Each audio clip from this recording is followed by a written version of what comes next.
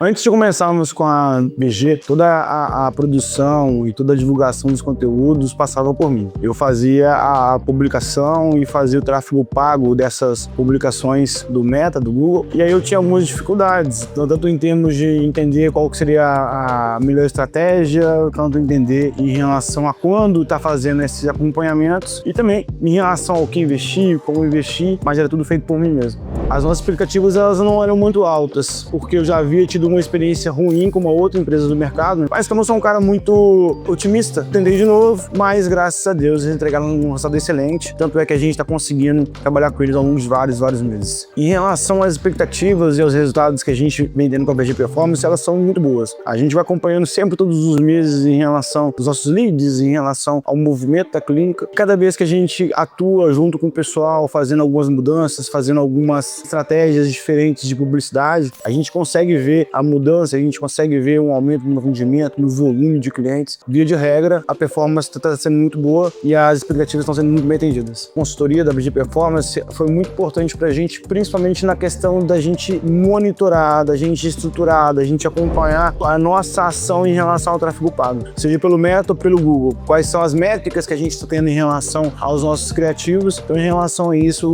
a atuação deles foi fundamental. O ponto mais importante para mim foi, de fato, um auxílio a mim. Sou gestor da clínica e eu sou um dos secretários da clínica, então eu acumulava essa função em relação ao meu trabalho de estar fazendo as campanhas do tráfego pago, monitorando o que está dando certo e o que não está. Então, para mim, foi um desafogo em relação ao meu trabalho, principalmente. Acabou me permitindo aí ter mais tempo livre para poder atuar como veterinário, atuar como gestor, lidar com situações corriqueiras da clínica. E não só isso, eles fazem um trabalho 10 vezes melhor que o meu. Conseguem ter muito mais técnica, muito mais performance em relação a essas questões, otimizando esses nossos resultados. Eu aconselho fortemente que todos os nossos colegas veterinários façam essa parceria com o pessoal, porque a gente precisa profissionalizar o nosso mercado cada dia mais. E uma vez que a gente vai acumulando funções, a gente acaba fazendo tudo de uma forma bastante mais ou menos. E quando a gente tem uma parceria como essa, facilita pra gente muito em relação à nossa atuação no digital, facilita muito pra gente em relação ao que a gente precisa comunicar aos nossos clientes, propagandas que a gente tem que fazer, e com isso a gente acaba aumentando o nosso ticket médio de clientes, a nossa imagem e, claro, com isso a gente vê o crescimento da nossa empresa.